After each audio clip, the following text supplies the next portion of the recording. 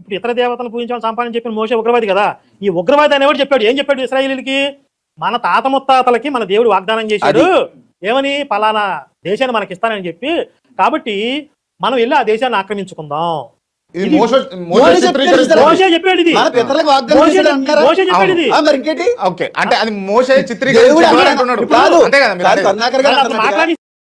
ఒకసారి నా రిఫరెన్స్ చూపిస్తాను ఎందుకు వాగ్దానం చేశాడు అనేది. ఏదో మంచిగా బాగా మంచిగా జీవిస్తున్న వాళ్ళని ఆక్రమించుకోవడం కోసం మోషేలా చేశాడు కాదు. అసలు దేవుడు మోషేని ఎందుకు ఎన్నుకున్నాడు, అబ్రహాం ఎందుకు ఎన్నుకున్నాడు, వాళ్ళు చేసిన పాపాలు ఏంటి, ఇవన్నీ లిస్ట్ బైబిల్ స్పష్టంగా రాస్తుంది. అది చూద్దాం. ఒక్కసారి ఒక్క నిమిషం ఆగండి. కనపడుతుందండి. ద్వితీయోపదేశకాండం 9వ అధ్యాయము 5వ వచనం. నీవు వారి దేశమునకు వచ్చి దాన్ని స్వాధీనపరుచుకున్నటకు నీ నీతి అయినను నీ హృదయ యథార్థత అయినను హేతువు కాదు. ఈ జనముల చెడుతనను బట్టి యెహోవా నీ పితరులైన అబ్రహాము, ఇస్సాకు, యాకోబులతో ప్రమాణం చేసిన మాటను స్థాపించుటకై నీ దేవుడిని యెహోవా వారిని నీ ఎదుట నుండి వెళ్ళగొట్టుచున్నాడు. గమనించండి. ఎందుకంట?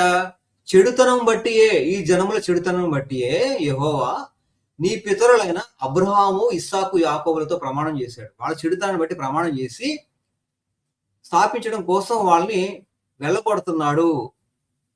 ఇప్పుడు బైబిల్లో దేవుడు చెడుతనంగా జయించే వాళ్ళని వెళ్ళగొట్టి వాళ్ళని నాశనం చేసి మంచి వాళ్ళకి, వీళ్ళకి ఎవరైతే వాగ్దానం చేశారో వాళ్ళకి ఇవ్వటం తప్ప, చెడుతనం చేసే వాళ్ళని శిక్షించడం తప్ప. సరే, వీళ్ళకి ఇచ్చాడు కదండి, మరి పక్షపాతం చూపించాడు అనుకోవచ్చు.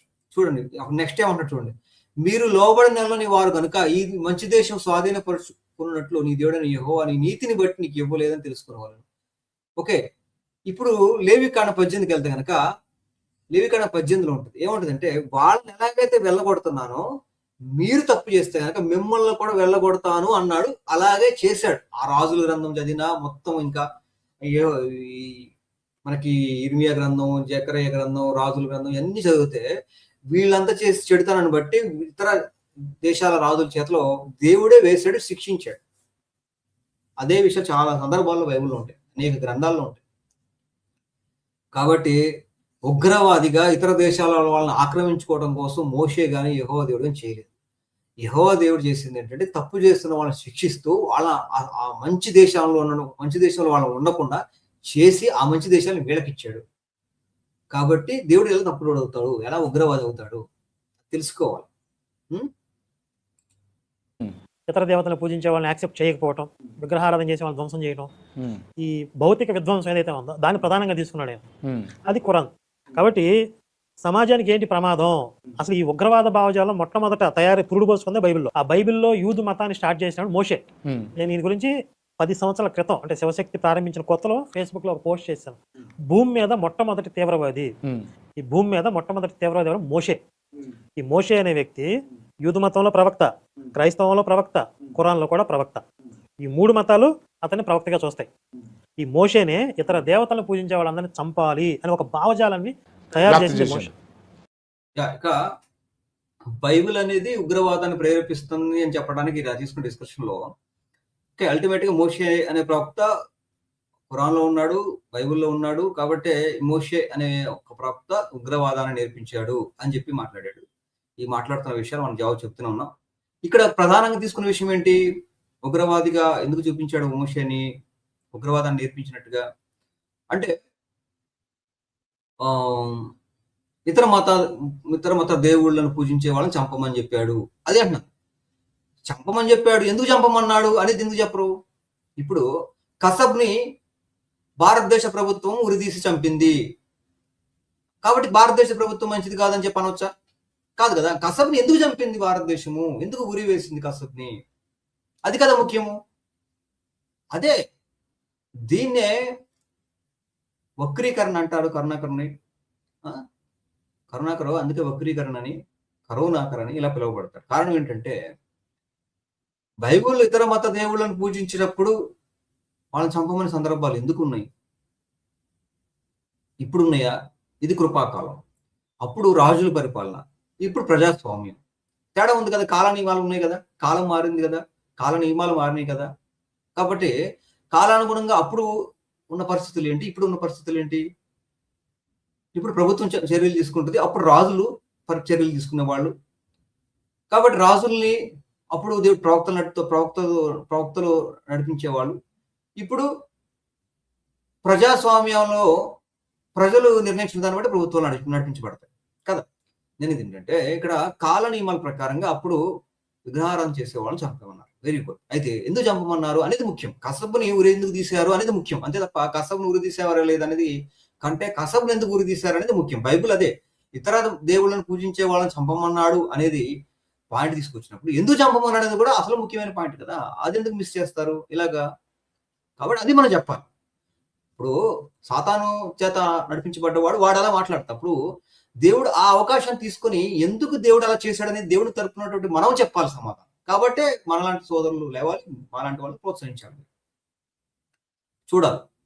కాబట్టి నేను చెప్పేది ఏంటంటే ఎందుకు చంపమన్నాడు అనేది ముఖ్యం. ఎందుకంటే విగ్రహారాధన పేరుతోటి లేవికాండం 18వ అధ్యాయంలో జంతు సంయోగం ఉండేది, విగ్రహారాధన పేరుతోటి హోమోసెక్సువల్స్ వ్యవస్థ ఉండేది, స్వలింగ సంపర్కం. అలాగే విగ్రహారాధన పేరుతోటి పిల్లల బలులు ఉండేవి, విగ్రహారాధన పేరుతో బావి వరుసలని సంబంధాలు ఉండేవి.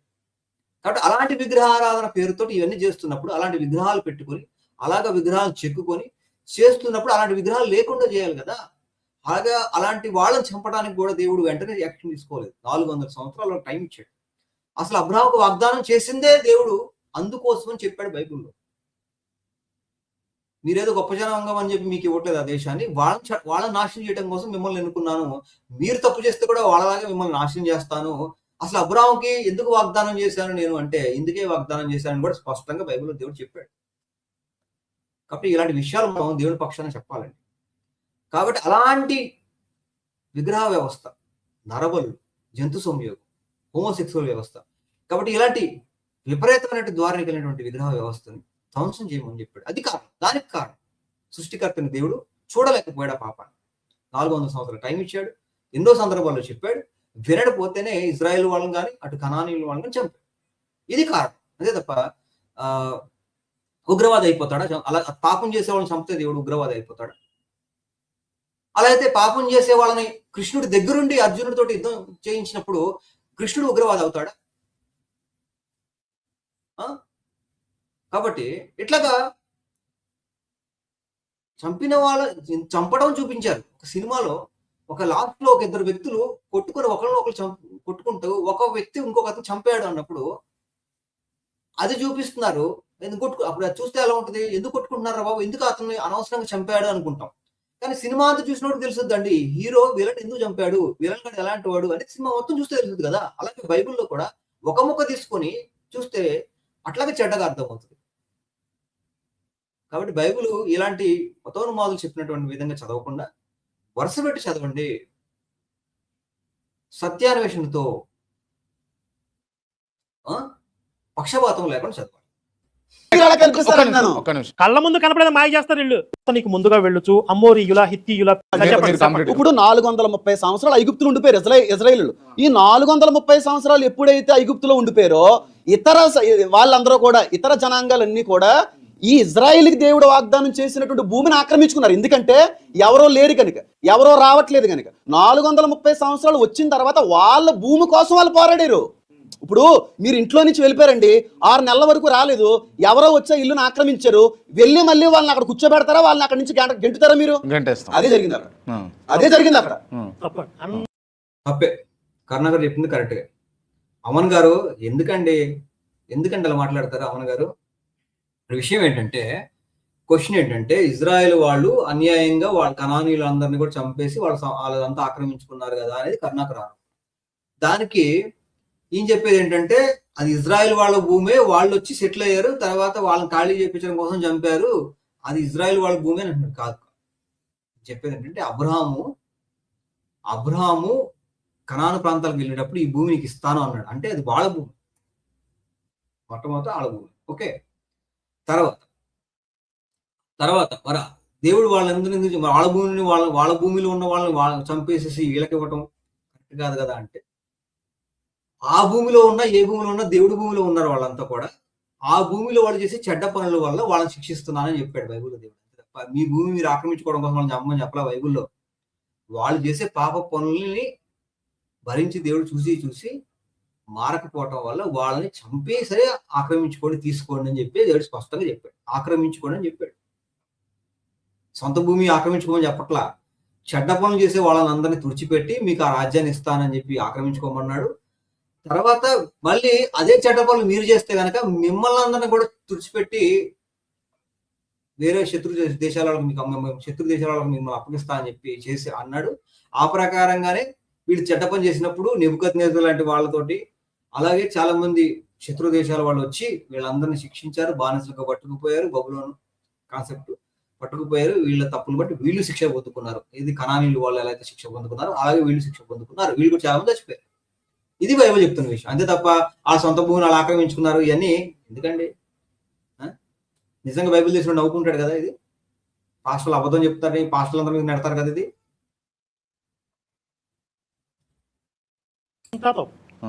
అసలు అంటే ఇది రాసిందా? మీరు చెప్పింది ఉందండి అక్కడ. వాగ్దానం చేసిన సరే రాసింది ఒకసారి చదవండి.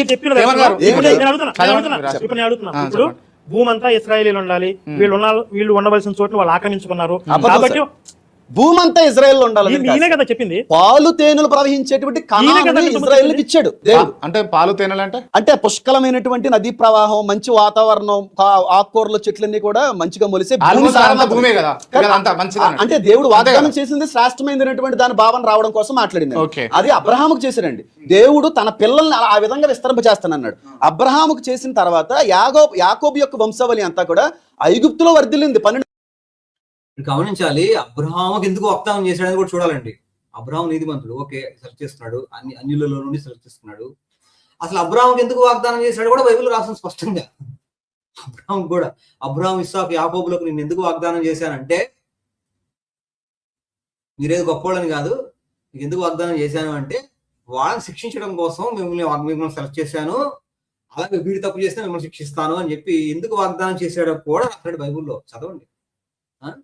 చదవండి, నా పుస్తకం చదవండి. లేకపోతే చెప్పమంటారా? ఇక్కడ ఆక్రమించుకున్నటువంటి భూమిని వీళ్ళు వెళ్ళి ఎవరు ఆక్రమించుకున్నారండి? చేసిన భూమి ఎవరికి? మీరు వేసుకున్న కోటు నాది, నా కోటు మీరు వేసుకున్న. ఇప్పుడు ఇలాగ పేలవమైనటువంటి బైబిల్ సంబంధం లేకుండా ఆర్గ్యుమెంట్ చేయబట్టి క్రైస్తవులు అబద్ధాన్ని కవర్ చేస్తున్నారు, లేకపోతే అబద్ధం చెప్తున్నారు, బైబిల్లో ఉన్న విషయాలు లోపాలు ఉన్నాయి, వాటిని చెప్పడం యథార్థం ఒప్పుకోలేక అబద్ధం చెప్తున్నారు అన్నట్టుగా ఉంటది ఇంటర్వ్యూ. అమ్మన్ గారు కాదండి, అది వాళ్ళ భూమే. వాళ్ళు ఇప్పుడు ఇక నోహు కుమారులలో ఒకడు కుమారులు కనానీయులు, వాళ్ళు పుట్టారు, చెడుగా జీవించారు, ఆక్రమించుకున్నారంటే వాళ్ళు సంతానం విస్తరించే కొద్దీ వాళ్ళ స్థలాలు తీసుకున్నారు, విస్తరించి వాళ్ళు చెడ్డగా జీవిస్తామన్నారు. నోహు కుమారులు ఒక కుమారుడు యొక్క సంతానం. తర్వాత అబ్రహాముని దేవుడు ఎన్నుకున్నాడు. ఎందుకు ఎన్నుకున్నాడు అంటే వాళ్ళు చెడ్డ పనులు చేస్తున్నారు కాబట్టి వాళ్ళు శిక్షించడం కోసం అబ్రహాముని ఎన్నుకున్నాడు. ఎన్నుకొని అబ్రహాము ద్వారా వచ్చే సంతానంలో నుండి వాళ్ళని శిక్షించాడు, వాళ్ళని శిక్షించినట్టు వీళ్ళని శిక్షించాడు అనేది బైబిల్ చదివితే అర్థమవుతుంది. వరుస పెట్టి ఎందుకండి లేనిపోయినని చెప్పేసి క్రైస్తవం పరుగిస్తారు.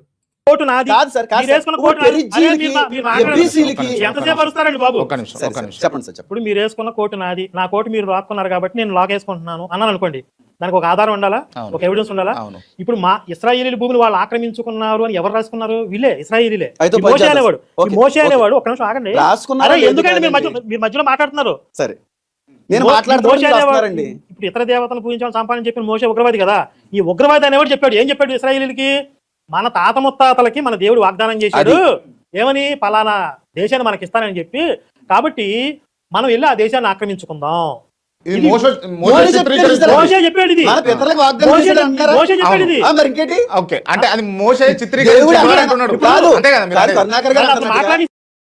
ఒకసారి నా రిఫరెన్స్ చూపిస్తాను ఎందుకు వాగ్దానం చేశాడు అనేది. ఏదో బాగా మంచిగా జీవిస్తున్న వాళ్ళని ఆక్రమించుకోవడం కోసం మోషేలా చేశాడు కాదు. అసలు దేవుడు మోషేని ఎందుకు ఎన్నుకున్నాడు, అబ్రహాముని ఎందుకు ఎన్నుకున్నాడు, వాళ్ళు చేసిన పాపాలు ఏంటి, ఇవన్నీ లిస్ట్ బైబిల్ స్పష్టంగా రాస్తుంది. అది చూద్దాం. ఒక్క నిమిషం ఆగండి. కళ్ళ ముందు కనపడేది మాయ చేస్తారు వీళ్ళు. నీకు ముందుగా వెళ్ళొచ్చు అమ్మోరీయుల, హిత్తీయుల. ఇప్పుడు 430 సంవత్సరాలు ఐగుప్తులు ఉండిపోయారు ఇజ్రాయేలీలు. ఈ 430 సంవత్సరాలు ఎప్పుడైతే ఐగుప్తులో ఉండిపోయారో వాళ్ళందరూ కూడా, ఇతర జనాంగాలన్నీ కూడా ఈ ఇజ్రాయిల్కి దేవుడు వాగ్దానం చేసినటువంటి భూమిని ఆక్రమించుకున్నారు. ఎందుకంటే ఎవరో లేరు కనుక, ఎవరో రావట్లేదు కనుక. 430 సంవత్సరాలు వచ్చిన తర్వాత వాళ్ళ భూమి కోసం వాళ్ళు పోరాడారు. ఇప్పుడు మీరు ఇంట్లో నుంచి వెళ్ళిపోయారండి, 6 నెలల వరకు రాలేదు, ఎవరో వచ్చే ఇల్లుని ఆక్రమించారు, వెళ్ళి మళ్ళీ వాళ్ళని అక్కడ కూర్చోబెడతారా, వాళ్ళని అక్కడ నుంచి గెంటుతారా మీరు? అదే జరిగింది అక్కడ, అదే జరిగింది అక్కడ. తప్పే, కరుణాకర్ చెప్పింది కరెక్ట్గా. అమన్ గారు ఎందుకండి అలా మాట్లాడతారు? అమన్ గారు, విషయం ఏంటంటే, క్వశ్చన్ ఏంటంటే, ఇజ్రాయెల్ వాళ్ళు అన్యాయంగా వాళ్ళ కనానీయులందరినీ కూడా చంపేసి వాళ్ళంతా ఆక్రమించుకున్నారు కదా అనేది కరుణాకర్. దానికి ఈయన చెప్పేది ఏంటంటే, అది ఇజ్రాయెల్ వాళ్ళ భూమే, వాళ్ళు వచ్చి సెటిల్ అయ్యారు, తర్వాత వాళ్ళని ఖాళీ చేయించడం కోసం చంపారు, అది ఇజ్రాయెల్ వాళ్ళ భూమి అని అంటున్నారు. కాదు, చెప్పేది ఏంటంటే, అబ్రహాము కనాను ప్రాంతాలకు వెళ్ళేటప్పుడు ఈ భూమి నీకు ఇస్తాను అన్నాడు. అంటే అది వాళ్ళ భూమి, మొట్టమొదట వాళ్ళ భూమి. ఓకే, తర్వాత మరి దేవుడు వాళ్ళందరినీ వాళ్ళ భూమిలో ఉన్న వాళ్ళని చంపేసేసి వీళ్ళకి ఇవ్వటం కరెక్ట్ కాదు కదా. అంటే ఆ భూమిలో ఉన్న, ఏ భూమిలో ఉన్న, దేవుడి భూమిలో ఉన్నారు వాళ్ళంతా కూడా.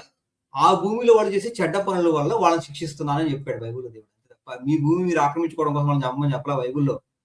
వాళ్ళు చేసే పాప పనుల్ని భరించి దేవుడు చూసి మారకపోవటం వల్ల వాళ్ళని చంపి సరే ఆక్రమించుకోండి, తీసుకోండి అని చెప్పి దేవుడు స్పష్టంగా చెప్పాడు. ఆక్రమించుకోండి అని చెప్పాడు. సొంత భూమి ఆక్రమించుకోమని చెప్పట్లా. చెడ్డ పనులు చేసే వాళ్ళని అందరినీ తుడిచిపెట్టి మీకు ఆ రాజ్యాన్ని ఇస్తానని చెప్పి ఆక్రమించుకోమన్నాడు. తర్వాత మళ్ళీ అదే చెడ్డ పనులు మీరు చేస్తే కనుక మిమ్మల్ని అందరినీ కూడా తుడిచిపెట్టి వేరే శత్రు దేశాల వాళ్ళకి మిమ్మల్ని అప్పగిస్తా అని చెప్పి చేసి అన్నాడు. ఆ ప్రకారంగానే వీళ్ళు చెడ్డ పని చేసినప్పుడు నెబుకద్నెజరు లాంటి వాళ్ళతోటి, అలాగే చాలా మంది శత్రు దేశాల వాళ్ళు వచ్చి వీళ్ళందరినీ శిక్షించారు, బానిసలుగా పట్టుకుపోయారు, బబులోను కాన్సెప్ట్ పట్టుకుపోయారు. వీళ్ళ తప్పును బట్టి వీళ్ళు శిక్ష పొందుకున్నారు. ఇది కనానీయులు వాళ్ళు ఎలా అయితే శిక్ష పొందుకున్నారు అలాగే వీళ్ళు శిక్ష పొందుకున్నారు. వీళ్ళు కూడా చాలా మంది చచ్చిపోయారు. ఇది బైబిల్ చెప్తున్న విషయం. అంతే తప్ప ఆ సొంత భూమిని అలా ఆక్రమించుకున్నారు ఇవన్నీ ఎందుకండి? నిజంగా బైబిల్ చేసిన నవ్వుకుంటాడు కదా. ఇది పాస్టర్లు అబద్ధం చెప్తారు, పాస్టర్లు అందరూ మీద నెడతారు కదా. ఇది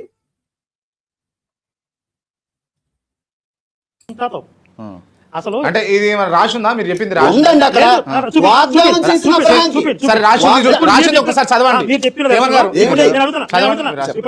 ఇప్పుడు భూమి అంతా ఇశ్రాయేలీలు ఉండాలి, వీళ్ళు ఉండవలసిన చోట్ల వాళ్ళు ఆక్రమించుకున్నారు కాబట్టి భూమి అంతా ఇజ్రాయెల్ ఉండాలి. నేనే కదా చెప్పింది. పాలు తేనెలు ప్రవహించేటువంటి కనానుని ఇజ్రాయెల్కి ఇచ్చాడు దేవుడు. అంటే పాలు తేనెలు అంటే పుష్కలమైనటువంటి నదీ ప్రవాహం, మంచి వాతావరణం, ఆకుకూరల చెట్లన్నీ కూడా మంచిగా మొలిసే భూమే కదా.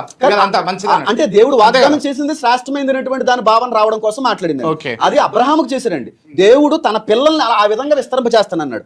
అబ్రహాముకు చేసిన తర్వాత యాకోబు యొక్క వంశావళి అంతా కూడా ఐగుప్తులో వర్ధిల్లింది. 12 గమనించాలి. అబ్రహాముకి ఎందుకు వాగ్దానం చేశాడని కూడా చూడాలండి. అబ్రహాం నీతిమంతుడు, ఓకే, సెలెక్ట్ చేస్తున్నాడు, అన్యులలో నుండి సెలెక్ట్ చేస్తున్నాడు. అసలు అబ్రహాంకి ఎందుకు వాగ్దానం చేశాడు కూడా బైబిల్ రాసిన స్పష్టంగా. అబ్రహాం, ఇస్సాకు, యాకోబులకు నేను ఎందుకు వాగ్దానం చేశానంటే,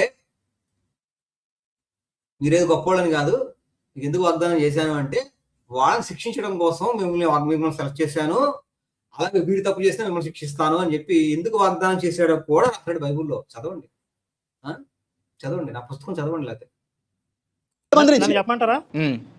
ఇక్కడ ఆక్రమించుకున్నటువంటి భూమిని వీళ్ళు వెళ్ళి ఎవరు ఆక్రమించుకున్నారండి? చేసిన భూమి ఎవరికి? మీరు వేసుకున్న కోటు నాది, నా కోటు మీరు వేసుకున్న. ఇప్పుడు ఇలాగ పేలవమైనటువంటి బైబిల్ సంబంధం లేకుండా ఆర్గ్యుమెంట్ చేయబట్టి క్రైస్తవులు అబద్ధాన్ని కవర్ చేస్తున్నారు, లేకపోతే అబద్ధం చెప్తున్నారు, బైబిల్లో ఉన్న విషయాలు లోపాలు ఉన్నాయి, వాటిని చెప్పడం యథార్థం ఒప్పుకోలేక అబద్ధం చెప్తున్నారు అన్నట్టుగా ఉంటది ఇంటర్వ్యూ. అమన్ గారు, కాదండి, అది వాళ్ళ భూమే. వాళ్ళు ఇప్పుడు ఇక నోహు కుమారులలో కుమారులు కనానీయులు, వాళ్ళు పుట్టారు, చెడుగా జీవించారు, ఆక్రమించుకున్నారంటే వాళ్ళు సంతానం విస్తరించే కొద్దీ వాళ్ళ స్థలాలు తీసుకున్నారు, విస్తరించి వాళ్ళు చెడ్డగా జీవిస్తామన్నారు. నోహు కుమారులు ఒక కుమారుడు యొక్క సంతానం. తర్వాత అబ్రహాముని దేవుడు ఎన్నుకున్నాడు. ఎందుకు ఎన్నుకున్నాడు అంటే వాళ్ళు చెడ్డ పనులు చేస్తున్నారు కాబట్టి వాళ్ళు శిక్షించడం కోసం అబ్రహాముని ఎన్నుకున్నాడు. ఎన్నుకొని అబ్రహాము ద్వారా వచ్చే సంతానంలో నుండి వాళ్ళని శిక్షించాడు, వాళ్ళని శిక్షించినట్టు వీళ్ళని శిక్షించాడు అనేది బైబిల్ చదివితే అర్థమవుతుంది. వరుస పెట్టి ఎందుకండి లేనిపోయిందని చెప్పేసి క్రైస్తవం పరుగిస్తారు. కోటు నాది. కాదు సార్, కాదు మీరు సార్. వేసుకున్న ఇప్పుడు కోటు నాది. పెరిజీలకి, అరే మీరు మాట్లాడండి. ఎబ్బీసీలకి ఎంతసేపు అరుస్తారండి బాబు? ఒక్క నిమిషం సరే, ఒక్క సరే, నిమిషం. చెప్పండి సార్, చెప్పండి. ఇప్పుడు మీరు వేసుకున్న కోటు నాది, నా కోటు మీరు లాక్కున్నారు కాబట్టి నేను లాక్ వేసుకుంటున్నాను అన్నాను అనుకోండి, దానికి ఒక ఆధారం ఉండాలా, అవును. ఒక ఎవిడెన్స్ ఉండాలా? అవును. ఇప్పుడు మా ఇశ్రాయేలీ భూములు వాళ్ళు ఆక్రమించుకున్నారు అని ఎవరు రాసుకున్నారు? వీళ్ళే, ఇశ్రాయేలీలే. అయితే ఈ మోషే పంచాయతీ. అనేవాడు, ఈ ఓకే, మోషే ఓకే. అనేవాడు, ఒక్క నిమిషం ఆగండి. రాసుకున్నారా అరే లేదు ఎందుకంటే మీరు కాదండి. మీరు మధ్యలో మాట్లాడుతున్నారు. సరే, నేను మోషే మాట్లాడుతున్నానండి. అనేవాడు, ఇప్పుడు ఇతర దేవతలు పూజించాలని సంపాదన చెప్పిన మోషే ఉగ్రవాది కదా. ఈ ఉగ్రవాది అనేవాడు చెప్పాడు, ఏం చెప్పాడు ఇశ్రాయేలీలకి? మన తాత ముత్తాతలకి మన దేవుడు వాగ్దానం చేశాడు, ఏమని? పలానా దేశాన్ని మనకి ఇస్తానని చెప్పి, కాబట్టి మనం వెళ్ళి ఆ దేశాన్ని ఆక్రమించుకుందాం. ఇది ఇది మోస మోసే చిత్రీకరిస్తారు. మోషే చెప్పాడు ఇది. మన పితరులకు వాగ్దానం మోషే చేశాడు అంటారా? మోషే చెప్పాడు ఇది. మరి ఇంకేంటి? ఓకే, అంటే అది మోసే దేవుడు చిత్రీకరించాడు అన్నాడు. అంటున్నాడు. కాదు, అంతే కదా మీరు కాదు, అనేది? కరుణాకర్ గారు అప్పుడు అంటున్నట్టుగా. మాట్లాడి ఒకసారి నా రిఫరెన్స్ చూపిస్తాను ఎందుకు వాగ్దానం చేశాడు అనేది. ఏదో మంచిగా బాగా మంచిగా జీవిస్తున్న వాళ్ళని ఆక్రమించుకోవడం కోసం మోషేలా చేశాడు కాదు. అసలు దేవుడు మోషేని ఎందుకు ఎన్నుకున్నాడు, అబ్రహాముని ఎందుకు ఎన్నుకున్నాడు, వాళ్ళు చేసిన పాపాలు ఏంటి, ఇవన్నీ లిస్ట్ బైబిల్ స్పష్టంగా రాస్తుంది. అది చూద్దాం. ఒక్క నిమిషం ఆగండి.